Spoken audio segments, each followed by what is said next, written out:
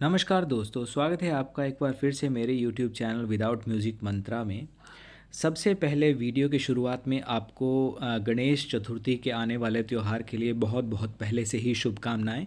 Hopefully आपने अपने घरों में गणेश जी को बैठाने की पूरी तरह से तैयारी कर ली होगी। जैसा कि आपको मालूम है कि गणेश चतुर्थी का जो त्यौहार है वो 19 सितंबर को पड़ रहा है।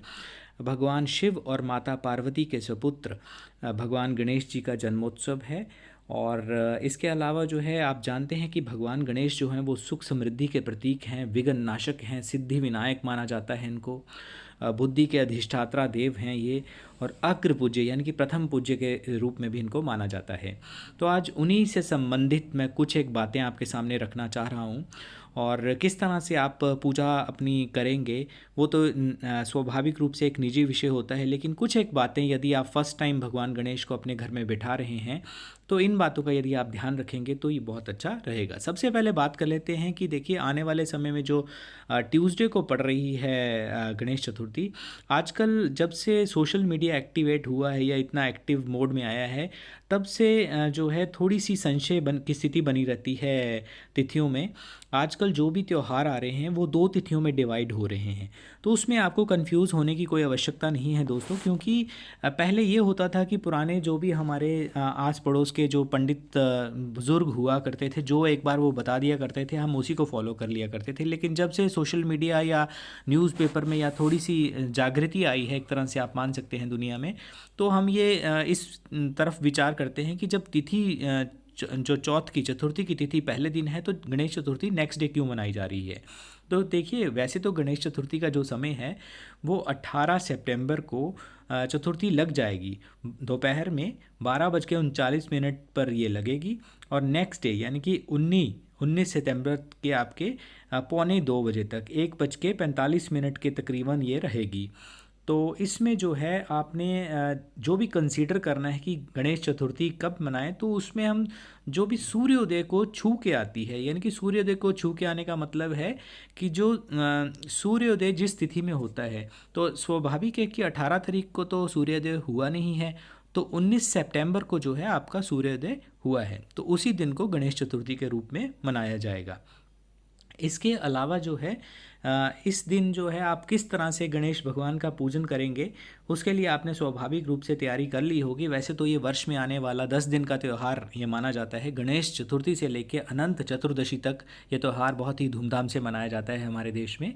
और किसी भी प्रकार की आपके घर में यदि कोई समस्या चल रही है, कोई विवाह से संबंधित है, कोई व्यापार से संबंधित है, नौकरी पेशे से या संतान से संबंधित है, तो आप गणेश जी को बैठा के उनकी मतलब पूरी विधि विधान से एक पूजा करके अपनी जो भी मनोकामना है उनके समक्ष रख सकते हैं। और भगवान गणेश जो हैं वो वैसे ही विघ्नहर्ता माने जाते हैं। इस बहुत ही एक अच्छे मौके को आपको गंवाना नहीं चाहिए।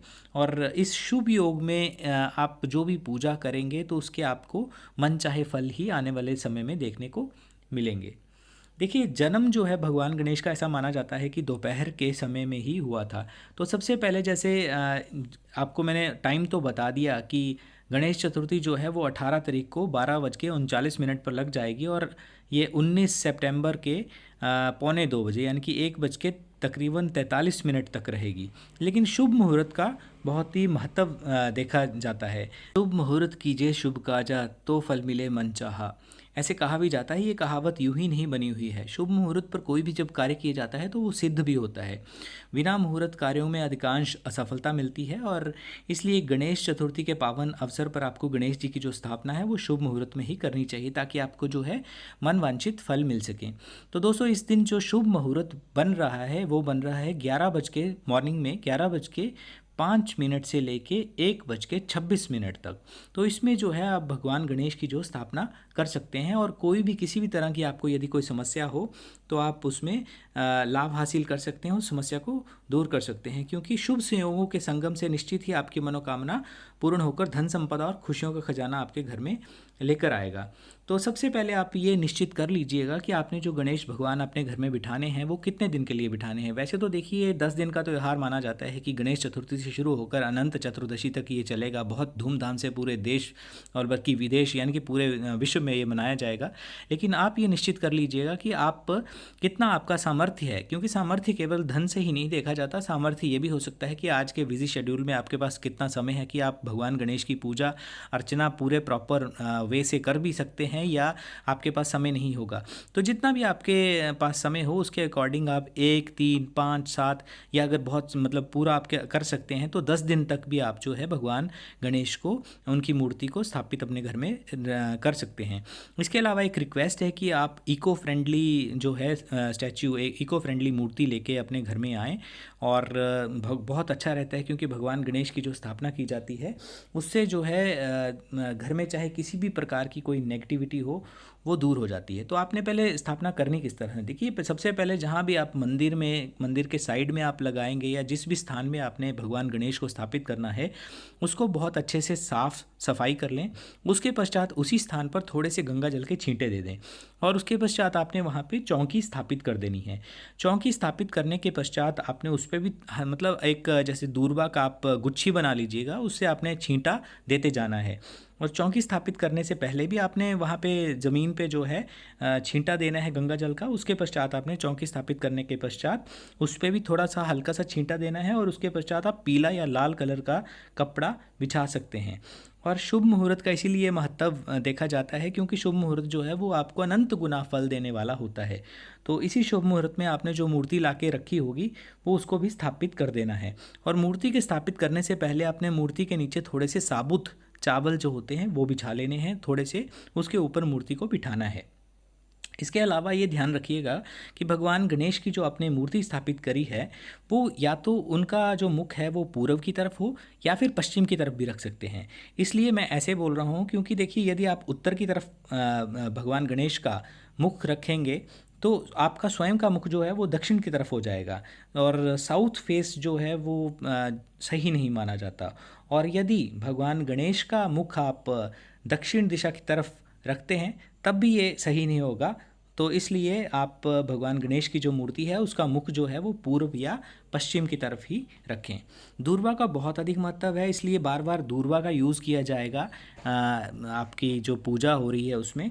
भगवान गणेश की जो आप पूजा कर रहे हैं, दूर्वा से गंगा जल का फिर से एक बार गणेश जी को बैठाने के बाद आपने छिड़काव करना है। उसके पश्चात आप जो भी सामग्री है नोट करना चाहते हैं तो नोट कर लीजिए। आपके पास साबुत हल्दी होनी चाहिए या वैसे पीसी हुई हल्दी, वो भी काम आ जाएगी। तो हल्दी आपने लेके रख लेनी है, चावल, हल्दी, सिंदूर, उसके बाद आप मौली, चंदन, दूर्वा, जनेऊ, गुलाब का फूल, ये चीज़ें आपने एक एक करके चढ़ाते जाना है। वैसे फूल की यदि मैं बात करूं तो गुड़हल का फूल जो है वो बहुत पसंद है भगवान गणेश जी को। और इसके पश्चात जब ये सारी चीज़ें एक एक करके आप चढ़ा दें तो आप जो है उनको भोग भी लगा सकते हैं। गुड़ का भोग भी लगा सकते हैं, वैसे मोदक या लड्डू का भोग भी लगा सकते हैं। यदि लड्डू की बात करें तो घर में बने यदि बेसन का के लड्डू हो तो बहुत अच्छे रहते हैं, या किसी प्रकार का मीठा पकवान भी आप उन पे चढ़ा सकते हैं। ये सारी चीज़ें आपने 1 बाय 1 चढ़ानी है, एक एक करके आपने चढ़ाते जाना है। और उसके पश्चात आपने जो है 2 सुपारी होनी चाहिए आपके पास, और थोड़े से चावल रख के सुपारी भी आपने गणेश जी के दाएं और बाएं स्थापित कर देनी है। और जो सुपारी है उसके ऊपर हल्की सी आपने मौली भी बांध देनी है। ये जो सुपारी आपने रखी है ये प्रतीक हैं रिद्धि सिद्धि, यानी कि रिद्धि सिद्धि का जैसे आप गणेश जी के साथ ही होती हैं रिद्धि सिद्धि भी माता जो हैं, तो उनको भी स्थापित कर दे जिससे आपके घर में भी रिद्धि सिद्धि का निवास हो। और गणेश जी की मूर्ति बिल्कुल सेंटर में होनी चाहिए, और उनके दाएं और बाएं जो है रिद्धि और सिद्धि एज ए जो सुपारी आपको बताया है वो आपने सिंबल के रूप में रख देना है। और साथ में आपने पूजा करने से पहले भगवान शिव और माता पार्वती, क्योंकि देखिए अगर सपुत्र की पूजा हो रही है तो उनको भी शायद अच्छा ना लगे यदि उनके माता पिता की पूजा ना हो, तो भगवान शिव और माता पार्वती की पूजा भी आपने इस दिन अवश्य करनी है। और जितने दिन का वही है कि जितने दिन आपका सामर्थ्य हो उतने दिन आपने भगवान गणेश की पूजा अपनी जो भी आपकी फैसिलिटी है, मतलब आप जितने दिन आपका सामर्थ्य हो, चाहे मनी वाइज बोल लीजिए या आप सेवा वाइज बोल लीजिए, उतने दिन आप रखें। 1 दिन, 5, 7 या 10 दिन आप रख सकते हैं। इसके अलावा जो प्रिकॉशन है, जो सावधानियां हैं, वो यही हैं कि आपने जितने दिन आपने भगवान गणेश को अपने घर में बिठाना है, उतने दिन आप जो है वो ब्रह्मचार्य का पालन करेंगे। घर में नॉन वेज यानी कि मांस मदिरा का प्रयोग बिल्कुल नहीं होना चाहिए। कोई सिगरेट, शराब इस तरह का प्रयोग नहीं होना चाहिए। और लहसुन, प्याज भी यदि आप त्याग सकते हैं, वैसे तो त्यागना चाहिए, मस्ट होता है यदि आप घर में भगवान गणेश को बिठा रहे हैं। और इसके अलावा घर में कलेश भी नहीं होना चाहिए। कला कलेश का माहौल जो है, जो भी गिले शिकवे हैं, इन दिनों में आप आपस में भुला के ही भगवान गणेश की जो पूजा आराधना है उस तरफ ध्यान लगाएं।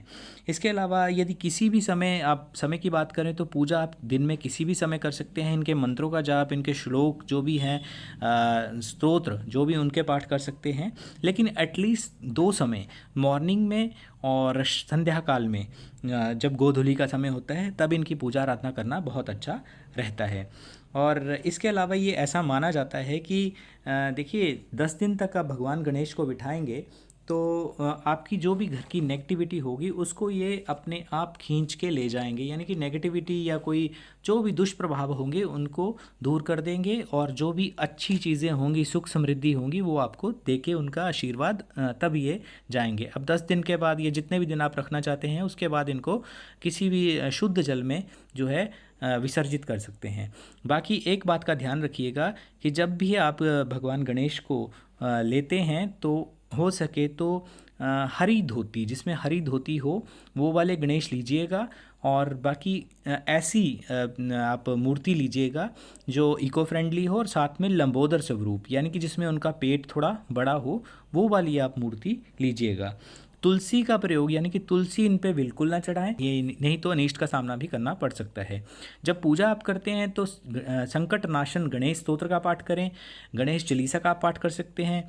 गणेश सहस्त्र नाम बली, यानी कि 1000 नाम जो भगवान गणेश के होते हैं उनका आप उच्चारण कर सकते हैं।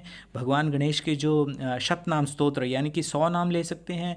इसके अलावा इन दिनों में, 10 दिनों में जो ये टाइम पीरियड होता है गणेश चतुर्थी से लेके अनंत चतुर्दशी तक, आप गणपति अथर्व शीर्ष का पाठ जरूर करें। और भगवान गणेश को जो है हल्का सा दूध, यानी कि जल में थोड़ा सा दूध मिला के और साथ में फूल मिला के और कुछ सुगंध जैसे होती है ना, इत्र वगैरह, वो डाल लीजिएगा। और साथ में आपने जैसे गुड़ की या शक्कर की डली जो है वो डाल के थोड़ा वो करके आपने चढ़ाना है। एक बार आपने वो जल चढ़ा देना, उसके पश्चात आपने सिंपल जल, यानी कि शुद्ध जल समर्पयामी, ऐसे बोल के आपने चढ़ाना है। और ओम गम गणपते नमः, ओम गम गणपते नमः, इस मंत्र का अधिकाधिक आप जाप चलते फिरते भी कर सकते हैं। और सामने भगवान गणपति के बैठ के अपनी इच्छा आराधना, जो भी आपकी अभिलाषा है, उसको रख के भी आप कर सकते हैं। और लाल चंदन की यदि आपके पास माला हो तो बहुत अच्छा है। इन दिनों में आप अपने लिए भी वस्त्र खरीद सकते हैं। हो सके तो आप जैसे गणेश चतुर्थी को आप वस्त्र लेकर आइए, और इसको जो पहनना है वो जो नेक्स्ट डे होगा, यानी कि बुधवार होगा, उस दिन आप भगवान गणेश हैं उनके साथ वो वस्त्र को थोड़ा सा टच करके उनकी ब्लेसिंग लेके वो कपड़े आप पहन सकते हैं। ये आपको शुभता प्रदान करते हैं। तो आप जानते हैं कि भगवान गणेश जो हैं वो प्रथम पूज्य हैं, विघ्नहर्ता हैं। बड़े बड़े आप कॉरपोरेट ऑफिसेज में जाइए, बड़े जो व्यापारी हैं उनके आप घर पे जाइए, किसी बहुत बड़े बिजनेसमैन के घर जाइए, या जो भी किसी भी व्यक्ति के घर में जाइए, आप सबसे पहले गणपति भगवान को आप देखते हैं। जो भी, चाहे विवाह का कार्य हो, चाहे व्यापार का कार्य हो, चाहे कहीं किसी इनॉग्रेशन हो, उद्घाटन हो किसी दुकान का, शॉप का, तब भी भगवान गणेश को याद किया जाता है। तो ऐसा क्यों है? क्योंकि प्रथम पूज्य और विघ्नहर्ता के रूप में भगवान गणेश माने जाते हैं। और शुभ लाभ, यानी कि जो इनके सपुत्र हैं वो प्रदान करते हैं, शुभ लाभ ही देते हैं, रिद्धि सिद्धि के ये दाता हैं, तो रिद्धि सिद्धि प्रदान करते हैं। आपके जीवन में जितनी भी निराशा हो, वो नेगेटिविटीज़ को ये अपने साथ ले जाएंगे। और आप देखिएगा कि 10 दिन आप यदि निरंतर इस प्रकार से पूजा पाठ करते हैं तो आपके जीवन में पॉजिटिव चेंजेस आएंगे, सकारात्मक बदलाव होगा। लेकिन इसके लिए ये है कि आप विश्वास जो है वो आपको रखना पड़ेगा। सुख समृद्धि ये दे के जाते हैं, और दुख, क्लेश, शोक, कला, संताप ये सब हर लेते हैं। और इसके लिए लेकिन आपको भगवान गणेश पे, भगवान पे जो है पूर्णतः विश्वास रखना पड़ेगा। वो कहा भी जाता है ना कि विश्वासो फलदायकम। तो दोस्तों ये था आज का वीडियो। आई होप कि आपको वीडियो अच्छा लगा होगा। चैनल को सब्सक्राइब करें, वीडियो को फैमिली और फ्रेंड्स के साथ शेयर करें। आज की वीडियो में बस इतना ही। बहुत बहुत